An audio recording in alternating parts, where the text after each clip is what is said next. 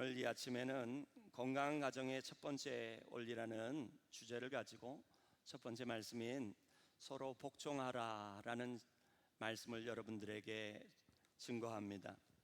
5월은 가정의 달입니다. 하나님은 저와 여러분의 가정이 건강하길 바라십니다. 아멘. 어느 부부가 상담실에 들어왔습니다. 남편은 아내가 문제라고 말했고 아내는 남편이 문제라고 상담가에게 말씀했습니다. 두 사람의 말은 달랐지만 사실 같았습니다. 두 사람 다 누가 옳다는 거예요? 본인이 옳다는 것입니다.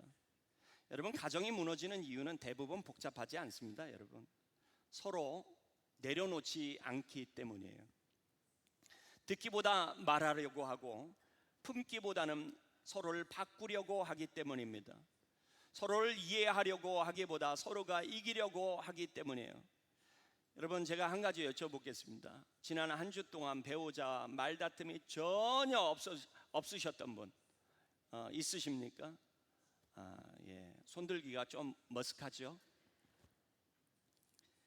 오늘 하나님은 건강한 가정을 세우는 원리를 본문에서 말씀하고 계세요. 우리 말씀으로 돌아가서 다시 한 번만 말씀을 읽도록 하겠습니다. 같이 읽습니다. 그리스도를 경외함으로 피차 복종하라.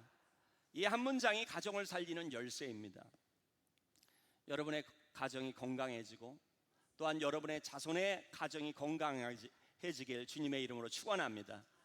여러분, 이 말씀 위에 세워졌으면 좋겠어요. 오늘 본문의 말씀은 우리들에게 세 가지 중요한 교훈을 줍니다. 첫 번째, 여러분 따라합니다. 가정의 주인은 예수님이십니다. 예, 가정의 주인은 예수님이라는 거예요. 에베소서 5장과 6장은 신앙인의 모습이 어떠해야 할지를 말씀하고 있고 또 가정에 관한 말씀을 많이 하고 있습니다. 하나님 바라시는 가정의 모습이 어떤 것인지 성경의 말씀은 분명하게 드러내고 있다라는 거예요. 그 말씀이 여러분 말씀으로 돌아가 보면 하나님이 어떤 가정을 바라시는가, 여러분 말씀은 힌트를 주고 있습니다. 그리스도를 경외함으로. 이 짧은 몇 마디 안 되는 이 말씀에 하나님의 뜻이 담겨져 있어요. 건강한 가정을 세우는 것은 그리스도를 경외함으로, 하나님을 경외함으로 시작되어진다는 것입니다. 즉 가정의 주인은 남편이 아니라, 아내가 아니라, 따라합니다, 하나님이, 그리스도가 되셔야 한다. 하나님이 바라시는 가정은 이러한 가정이라고 말씀하고 있는 거예요. 하나님이 인간을 창조하시고 교회를 짓기 전에 가정을 먼저 창조하셨습니다. 여러분, 교회가 건강해지려면 각 가정이 교회를 이루고 있는 작은 단위인 가정이 건강해야 할 줄 믿습니다. 여러분, 하나님은 언제나 하나님을 경외할 줄 아는 건강한 가정을 바라셨어요. 아담과 하와가 이루는 가정뿐만 아니라 그 이후에 모든 사람들이, 모든 신앙인들이 이루고 있는 가정들이 하나님의 말씀에 근거한 가정이 되기를 바라셨다는 것입니다. 사랑하는 성도 여러분, 그리스도가 없고 하나님이 없는 가정 겉으로는 평온해 보일 수 있습니다. 하지만 근본적인 영적인 기초가 없는 상태는 너무나도 가정이 불완전함을 보여줍니다. 따라합니다. 하나님 없이 가정은 불완전하다. 미국의 한 상담가가 상담을 하면서 자신의 경험을 이야기했어요. 저는 수십 년간 가정 상담을 해왔는데 부부싸움의 90%는 결국 두 사람 모두 모모하다고 주장하는 데서 비롯됩니다 라고 얘기했어요. 이 가로 안에 들어가는 것이 뭘까요, 여러분? 뭐 때문에 싸우는 것일까요? 그렇죠. 어느 분이십니까? 정답을 말씀하셨어요. 아유, 예. 따라합니다. 내가 옳다. 이것 때문에 싸운다는 거예요. 이것 때문에. 두 사람이 각자 그 가정의 왕자에 앉으려고 한다는 거예요. 가정은 두 왕국의 전쟁터가 될 수밖에 없다는 거예요. 왕자를 놓고 서로 아내와 남편이 다투는 것입니다. 결혼 초에 특별히 더 그러지 않습니까? 결혼 초에 뭐 해야 된다고요? 남편들은? 잡아야 된다고. 잡긴 뭘 잡아요, 여러분. 때 되면 다 보니까 부인 말을 잘 듣게 돼 있더만 보니까.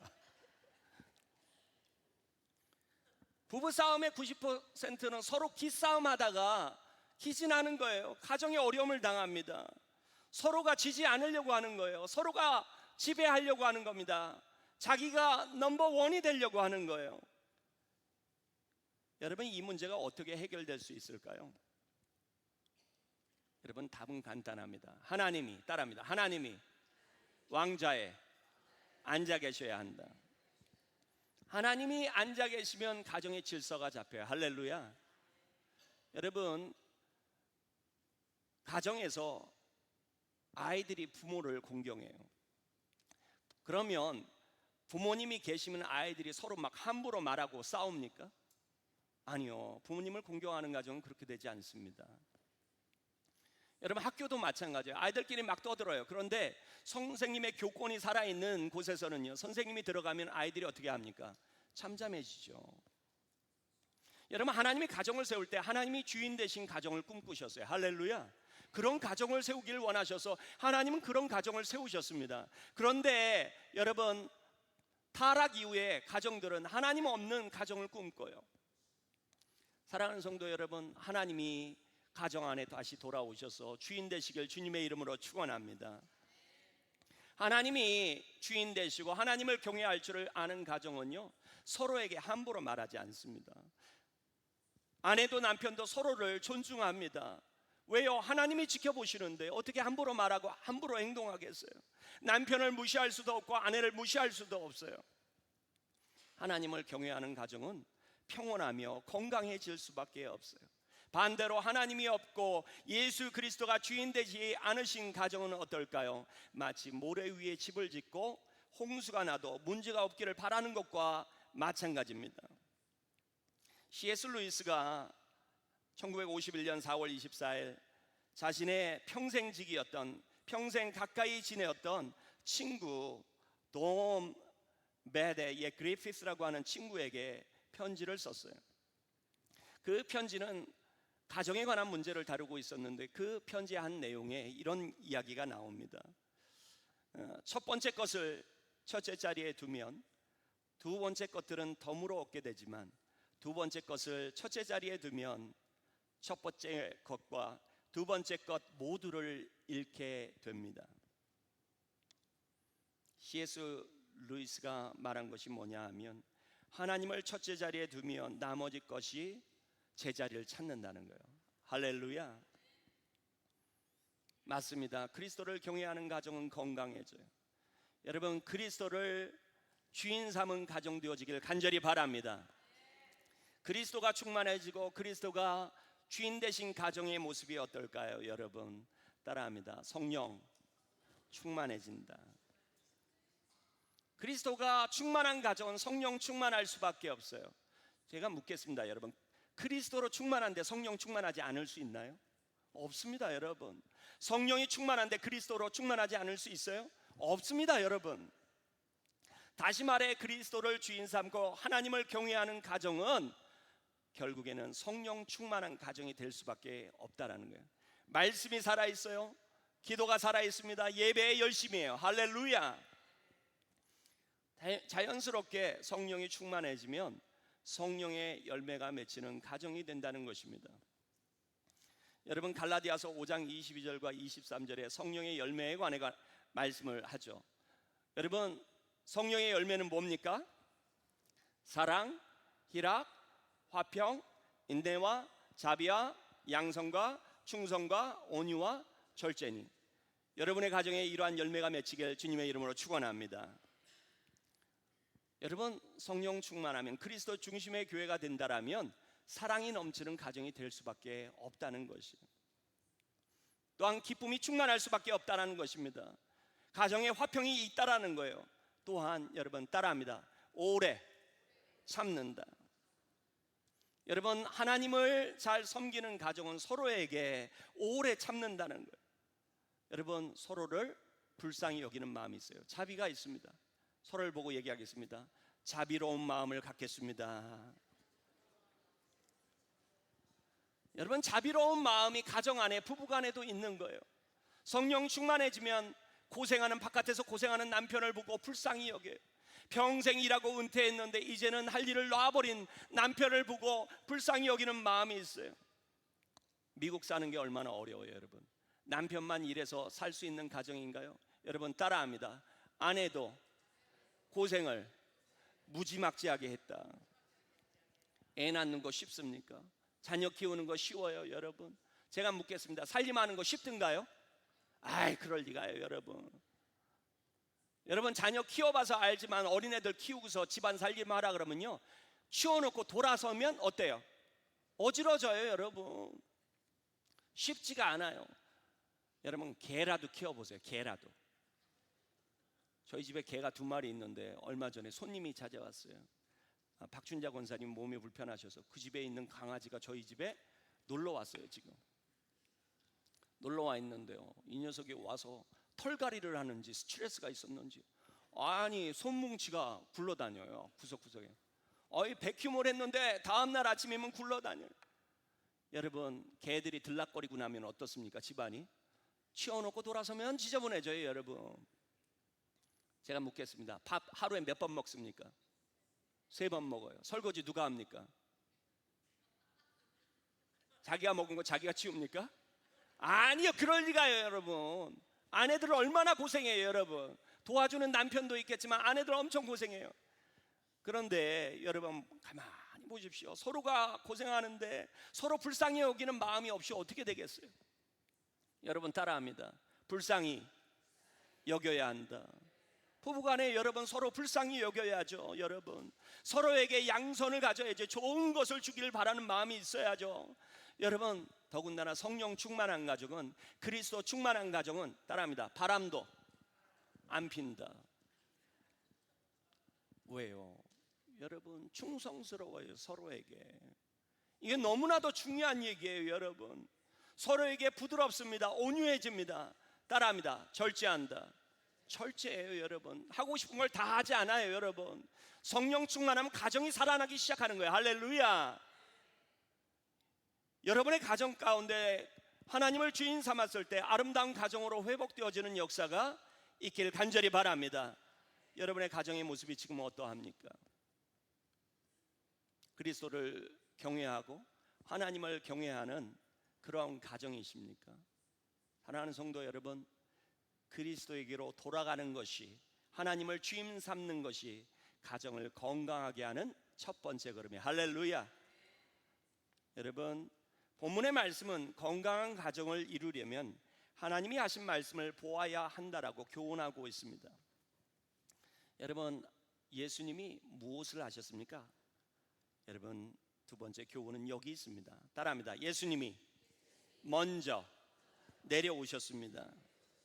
우리 말씀으로 돌아가서 다시 한번 읽어볼까요? 자, 같이 읽습니다. 자, 시작. 그리스도를 경외함으로 피차 복종하라. 여러분 이 말씀 안에는 여러 가지 의미가 같이 들어가 있어요. 여러분 그리스도가 한 것을 보라는 거예요. 그리스도가 어떠한 일을 하셨는지를 생각하라는 거예요. 가정이 살려면 예수님의 모습을 닮아야 할 줄 믿습니다. 예수님은 하나님과 본질적으로 동등하시지만 스스로 낮아져 종의 형체를 취하시고 십자가에 죽기까지 복종하셨어요.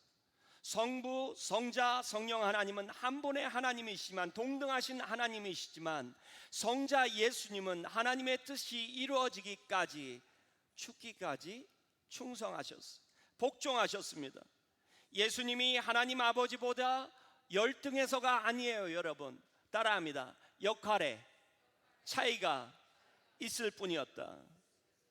한 분의 하나님이시지만, 같은 하나님이시지만 하나님 아버지가 정하신 뜻을 성자 예수님이 이루시더라는 거예요.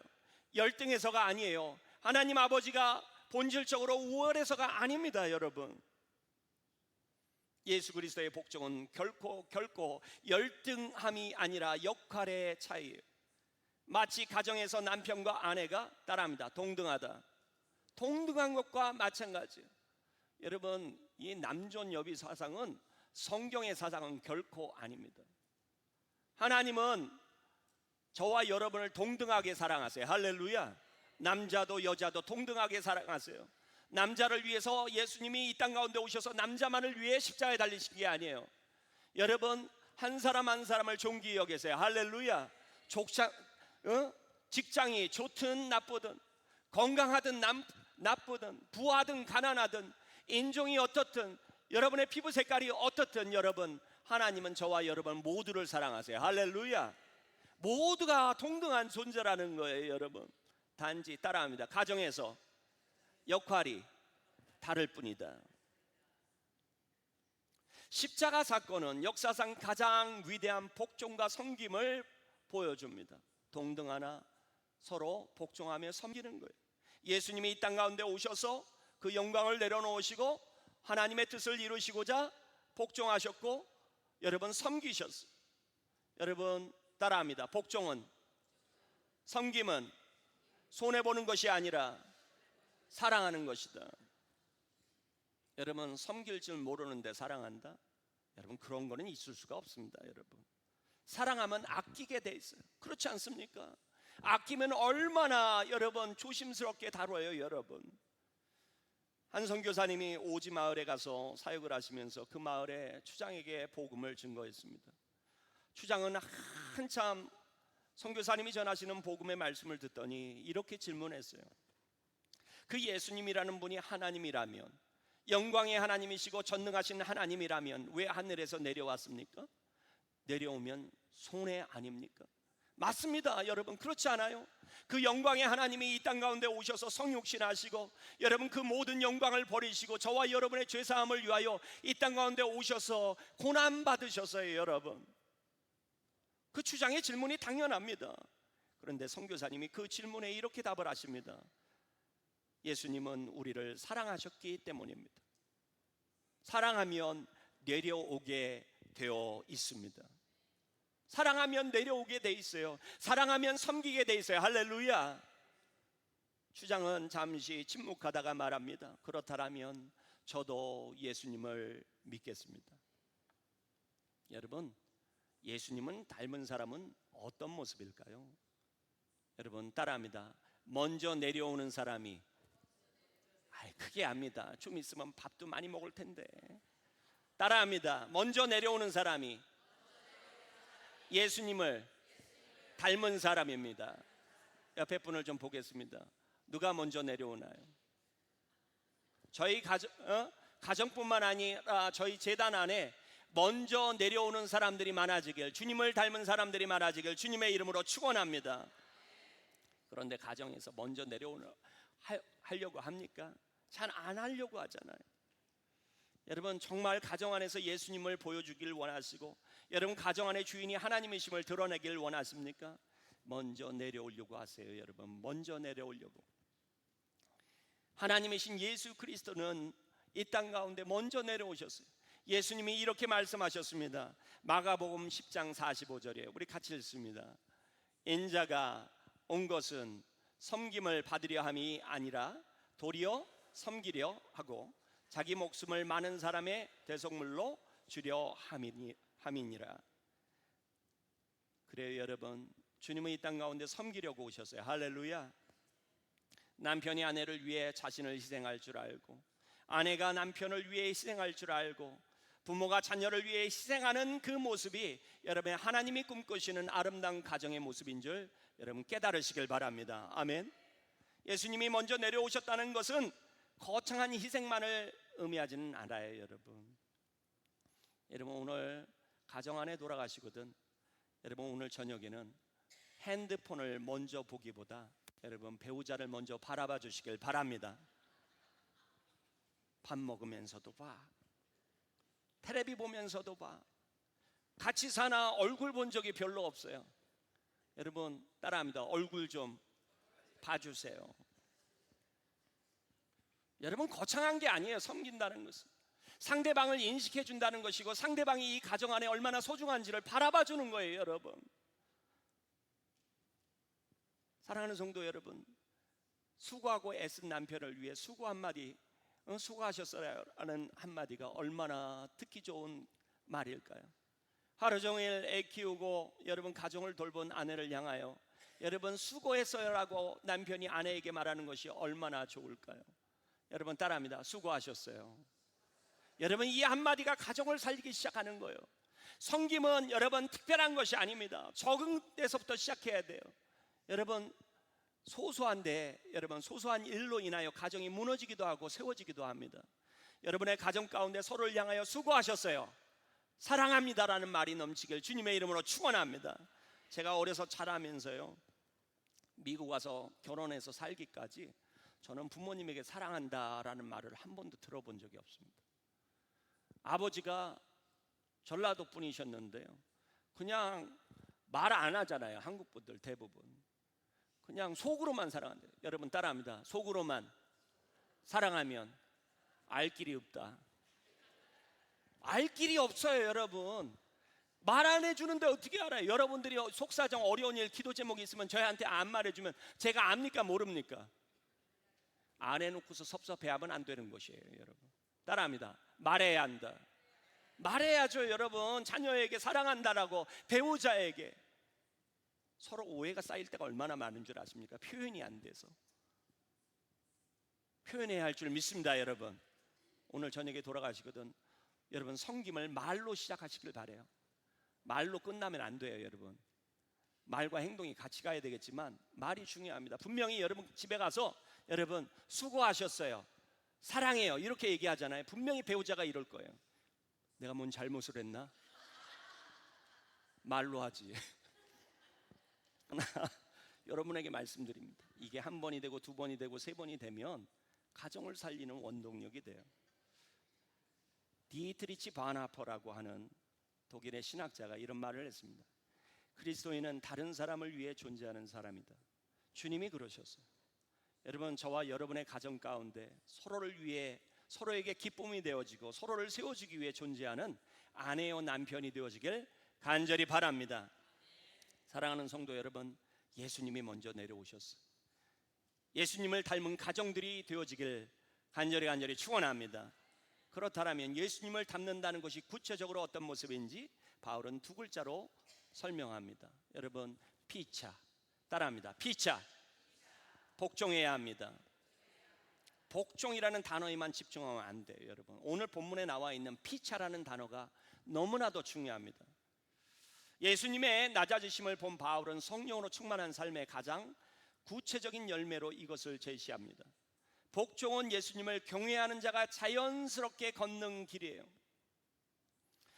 에베소서 5장 21절, 그리스도를 경외함으로 피차 복종하라. 하나님을 인정하는 그 순간에 여러분 가정 안에서는 남편과 아내가 서로에게 복종하는 관계가 된다는 거예요. 무슨 말이냐 하면 여러분 남편이 더 나아서, 아내가 더 나아서가 아니라, 내가 못나서가 아니라 여러분 따라합니다. 하나님을 인정하기에 스스로 질서 안에 들어간다. 누구의 질서 안에? 하나님이 가정을 향해 세우신 질서 안에 들어간다는 거예요. 여러분 하나님은 삼위일체 하나님이신데 하나님 아버지와 예수 그리스도가 동등하시나 예수 그리스도가 하나님 아버지에게 죽기까지 복종하시고 순종하셨어요. 가정에도 마찬가지입니다. 여러분 남편과 아내가 여러분 누가 더 열등하거나 우월해서가 아니에요. 하나님이 세우신 질서이기 때문에 그래요. 여러분 가정 안에 서로에게 복종하시길 바랍니다. 누구를 인정하는 거예요? 이 질서를 인정한다는 것, 하나님을 인정하는 거예요. 하나님 아버지가 이 가정 안에 주인 되심을 인정하는 거예요. 여러분 성도는요, 부부간에 특별히 가정 안에서는요, 여러분 성도는 올라가기 위해서 싸우는 것이 아니라 따라합니다. 내려가기 위해 싸움을 해야 한다. 그런데 우리 가정 안에서 보면 그러잖아요. 서로 기싸움 하잖아요. 내가 우월해지려고. 따라합니다. 쓸데없다. 여러분 그걸로 가정이 화목해지거나 그것이 가정이 세워지는 것이 아니에요. 여러분 하나님이 세우신 가정의 질서를 인정하고 살아가시길 바랍니다. 여러분 올림픽 금메달 수영 선수 가운데 올림픽 금메달을 굉장히 많이 딴 마이클 펠프스라고 하는 선수가 있어요. 여러분 팔다리가 엄청나게 긴 사람이에요. 여러 번 올림픽에 나왔었기 때문에 아마 여러분들 기억하실 겁니다. 그의 코치인 밥 보몬이라고 하는 분이 이런 말을 했습니다. 챔피언을 만드는 것은 재능이 아니라 훈련에 복종하는 능력입니다. 훌륭한 선수는 재능만으로 되지 않는다는 거예요. 룰에 복종할 수 있어야 된다는 거예요. 트레이너가 더 나은 선수가 되도록 하기 위해 여러분 정한 규칙에 따라줘야 한다는 거예요. 사랑하는 성도 여러분, 여러분의 가정을 위해 하나님께서는 규칙이 있으세요. 블루프린트가 있어요. 청사진이 있어요. 여러분의 가정이 더 나아지길 원하세요. 할렐루야. 그렇다면 가정을 향해 세우신 하나님의 규칙, 하나님의 청사진에 여러분의 가정이 여러분 세워지길 바랍니다. 너무나도 중요해요, 여러분. 그 규칙에 하나님의 말씀에 따라 가정을 세워나간다는 것은 여러분 하나님을 인정한다는 거예요. 더 높은 목표를 위해, 더 높이 세워진 아름다운 가정의 모습을 위해 서로 내려갈 줄 아는 배우자들이 되어지길 바라요.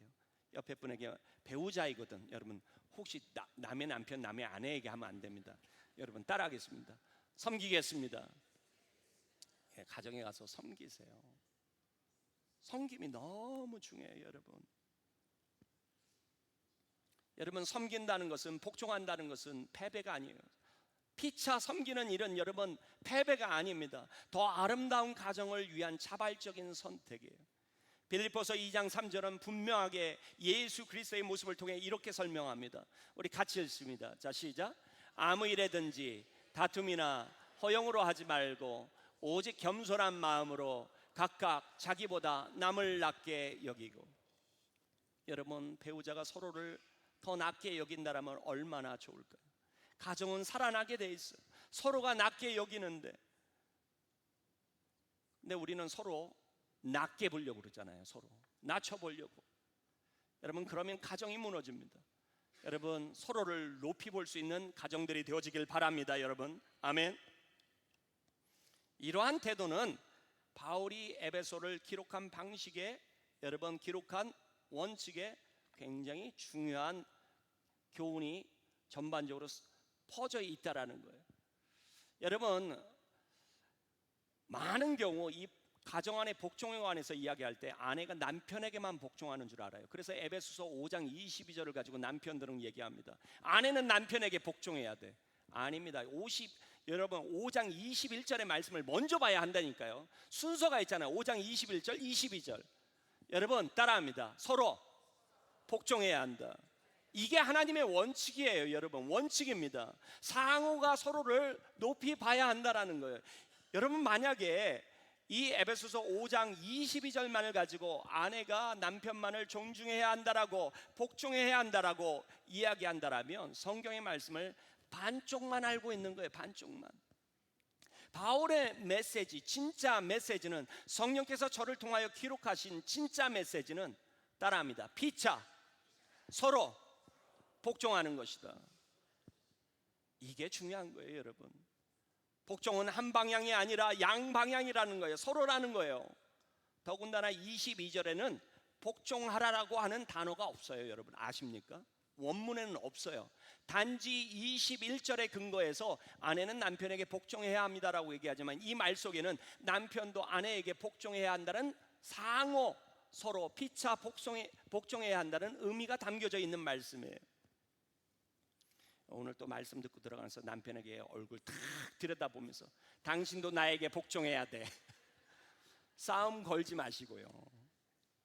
여러분 싸우라고 이 말씀을 드리는 게 아니라 가정을 세우라고 드리는 말씀이에요. 여러분 서로를 복종하라는, 서로 복종하라는 말이 가정의 질서와 권위를 없애는 것이 아니에요. 여러분 그리스도의 통치가 가정을 보호하는 방식이에요. 여러분 하나님은 여전히 가정 안에 역할과 책임을 세우셨어요.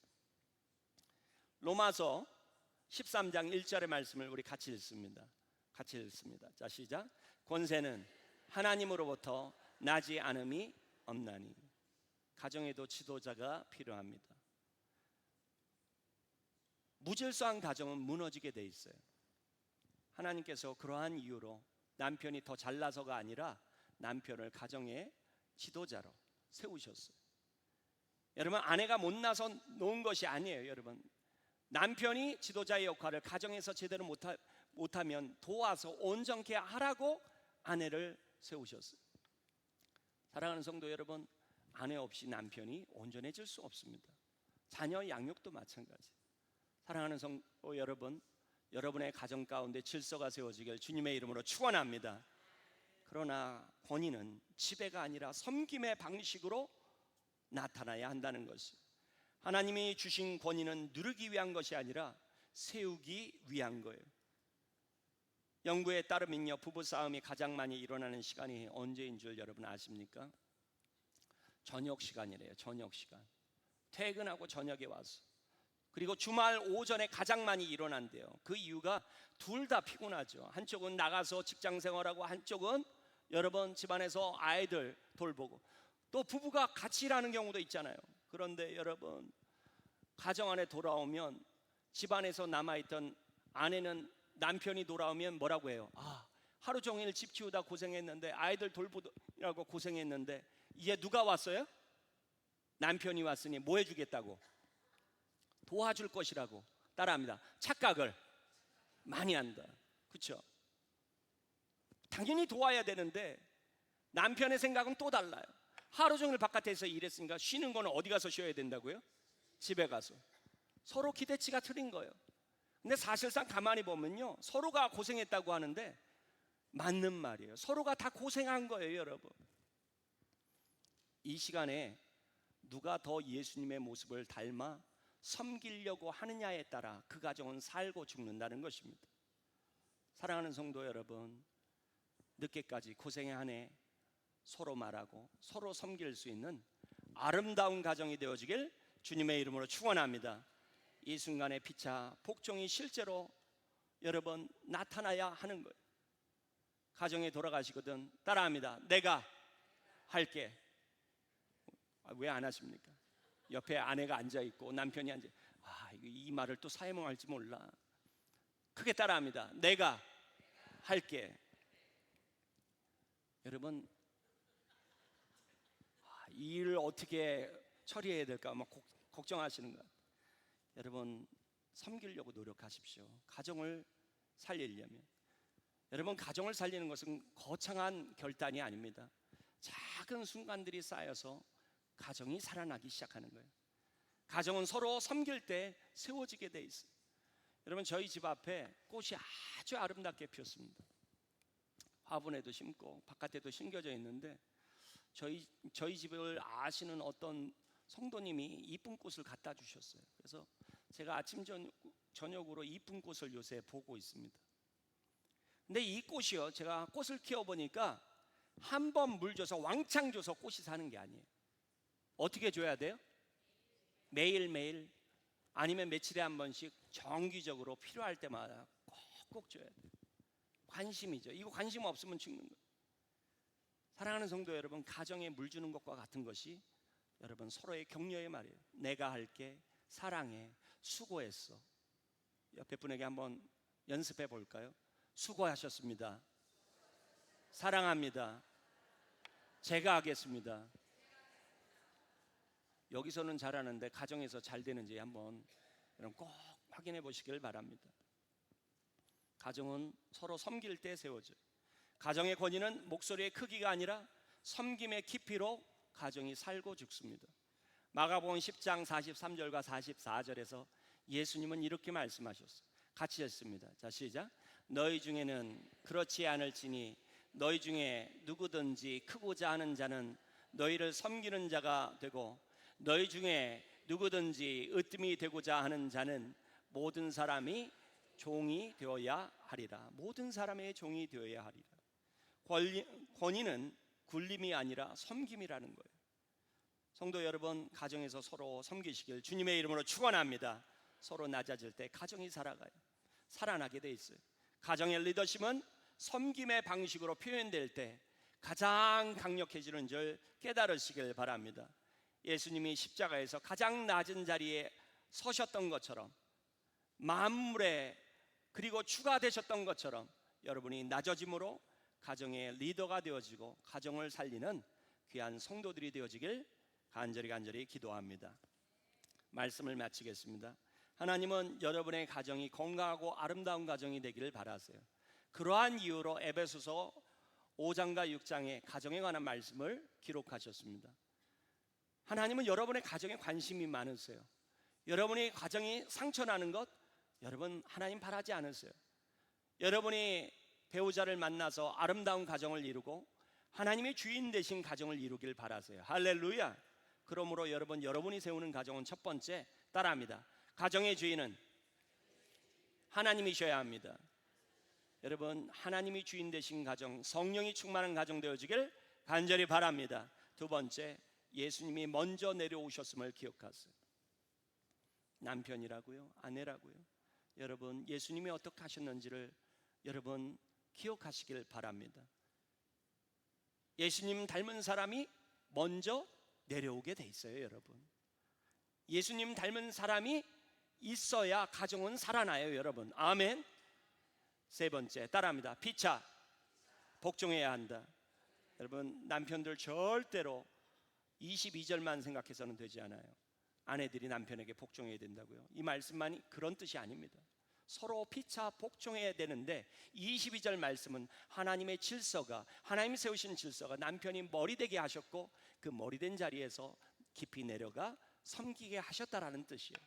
여러분, 기억하시길 바랍니다. 아내들이여, 오늘 들은 말씀 듣고 따라합니다. 음매 기사라 그러시면서 남편에게 가서 서로 복종하라 그랬으니 이제 내가 들을 필요가 없어가 아니라 여러분, 가정에 가서 여러분 성경의 원리를 따라 가정을 세우시길 바랍니다. 제가 혼자 되신 성도님들이 계셔서 가정에 관한 설교를 많이 자주는 하지 않습니다. 그러나 여러분들, 여러분의 자손들이 있어요. 여러분은 이제 결혼해서 여러분 지금 평생 살아왔으니까 바꾸는 게 참 쉽지가 않아요. 근데 여러분의 자손, 여러분의 손자, 손녀 때에는 새로운 가정을 꾸려야 됩니다.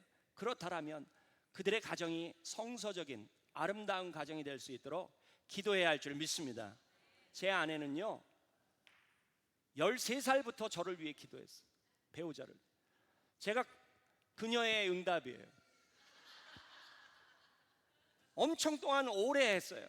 제 아내가 그러더라고요. 기도한 건 다 맞았는데 기도하지 않은 것만 응답을 안 받았대. 그게 뭐냐 그랬더니 코 고는 거 놓고 기도 안 했더니 여러분, 따라합니다. 기도한 것만 응답받는다. 여러분의 자손들을 위해 기도하세요. 제가 보니까 아내가 믿는 사람이면 자녀가 예수 믿을 확률이 80% 90%예요. 그런데 아내가 믿지 않으면 자손들이 믿지 않을 확률이 굉장히 높아집니다. 왜냐하면 아이들이 엄마하고 보내는 시간이 많기 때문이에요. 이 말의 뜻은 뭐냐 하면 여러분의 자손들이 어떤 배우자를 만나느냐가 중요하다라는 거예요. 너무나도 중요합니다, 여러분.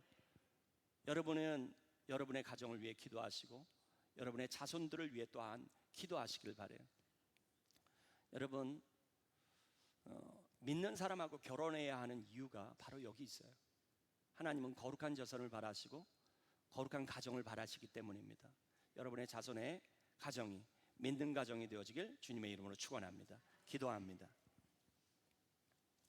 하나님, 감사합니다.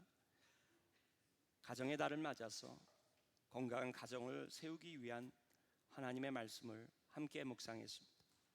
하나님, 오늘 말씀처럼 가정이 세워지게 하시고 그리스도를 본받아 서로 섬길 줄 아는 가정 되게 하시고 그리스도를 주인 삼은, 하나님을 주인 삼은 가정들 되게 도와 주시옵소서. 세상은 가정이 깨어지고 있다고 하나 저희 성도들의 가정은 풍파가 와도, 하나님 건강에 어려움이 와도 가정에 어려움 당하는 일이 없게 하시고 날마다 웃음꽃이 피는 가정이요 서로를 참아주고 불쌍히 여길 줄 아는 아름다운 가정 될 수 있도록 도와주시옵소서. 예수님의 이름으로 기도하여 싸움나이다. 아멘.